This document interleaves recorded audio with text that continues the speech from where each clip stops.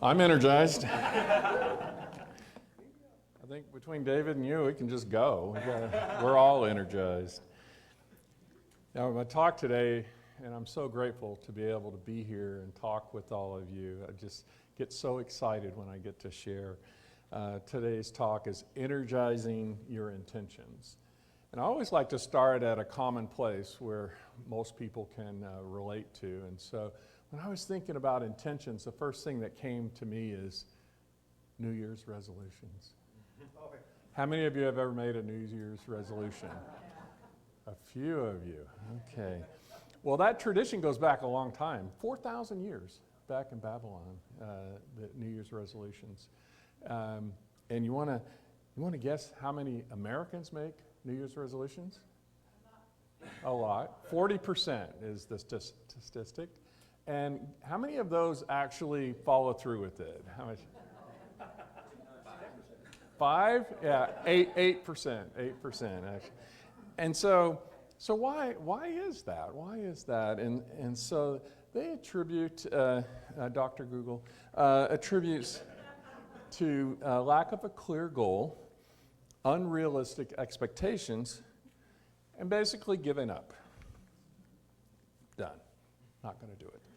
And so how can we make it different?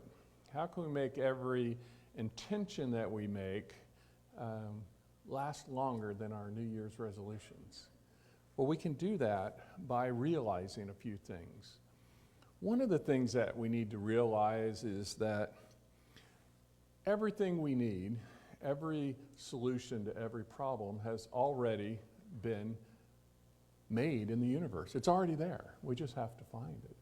And then all the elements, I talk with in some of my classes and all about every element that is on the earth today was on the earth when it began.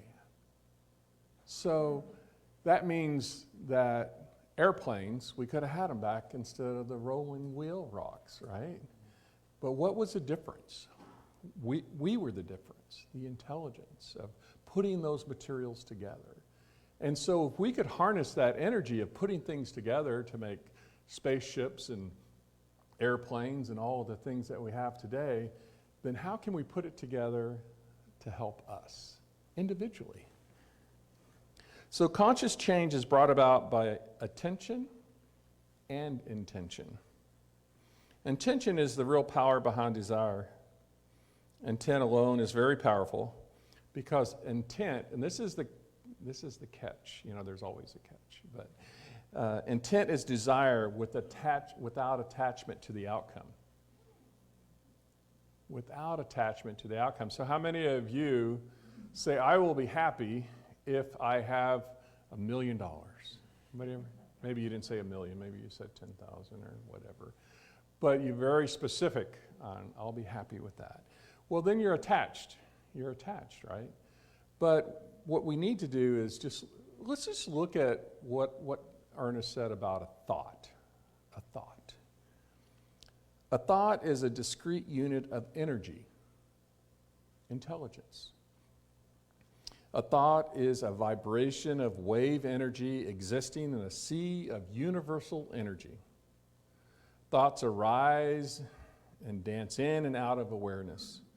Most thoughts amount to no more than minute energy vibrations in the universe, fields of energy. The intention is not strong.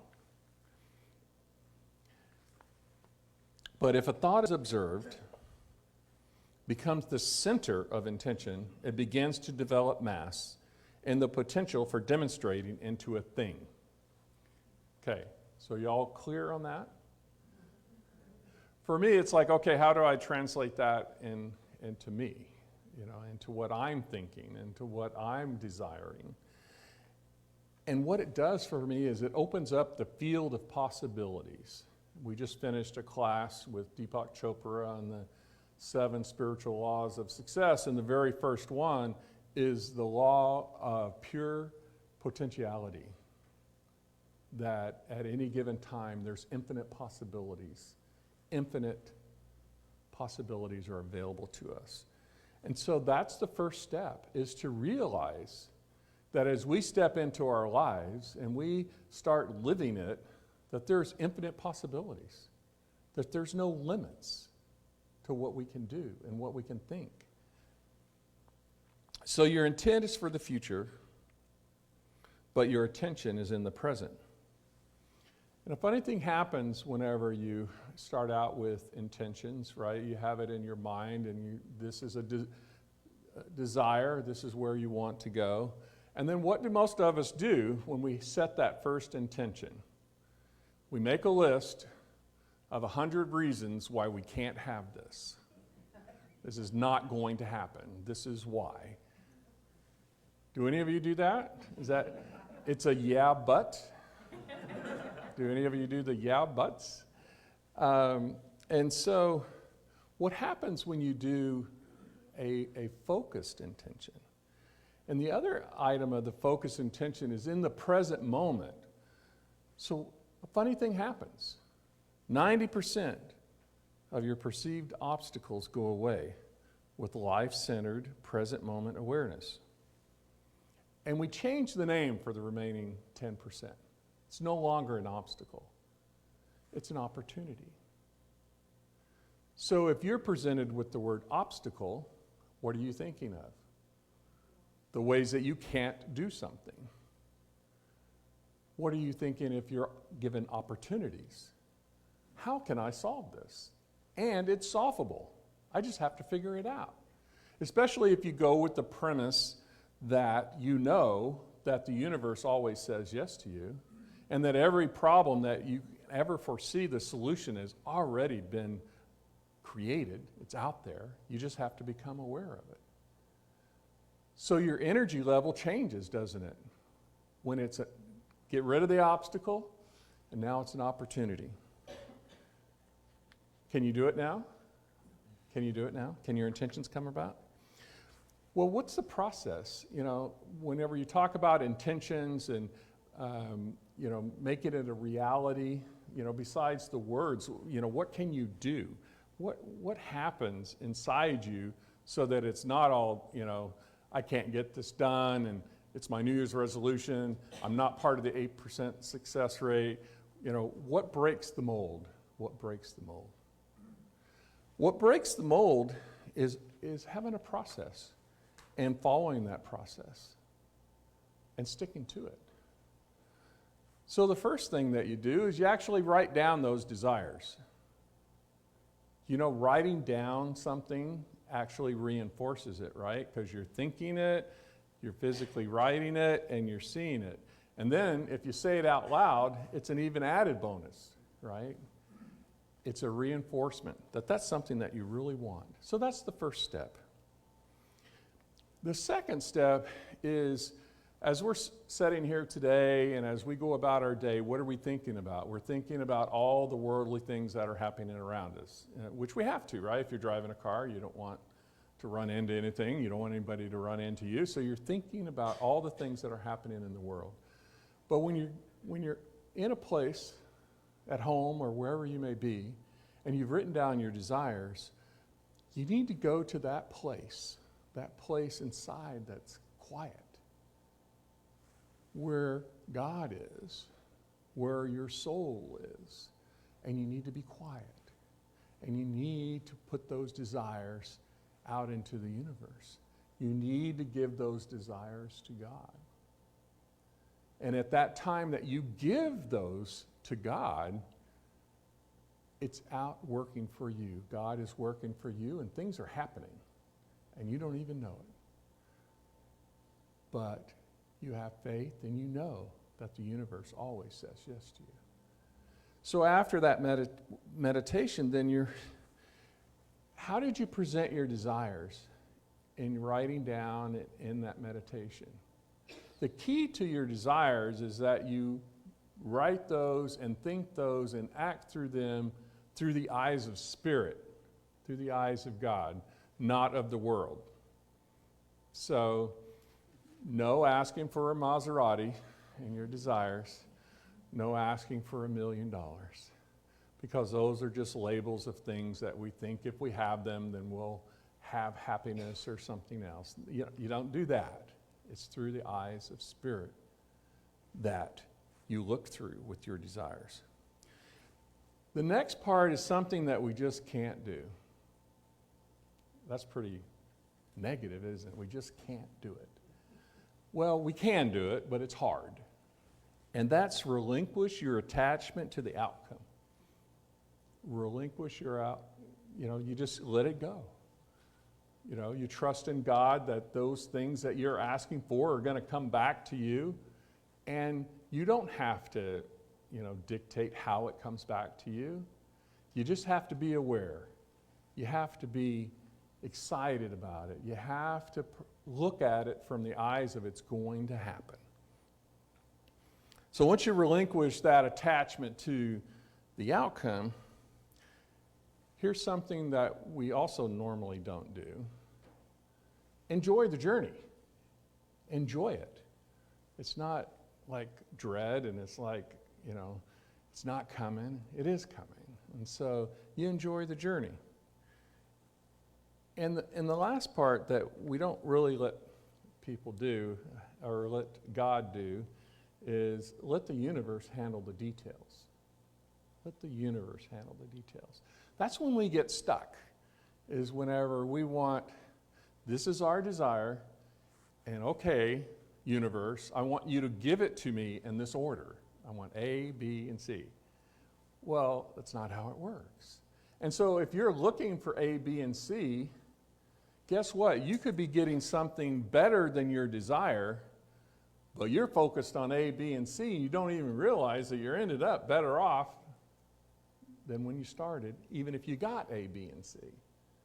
So that's the trick to this is that faith and that knowing that the universe will always, always say yes to you. So for me, I came into this teaching about 15 years ago. But way before that, I started playing around with intention, and I did all of those things that I told you not to do. I did them. I'm guilty.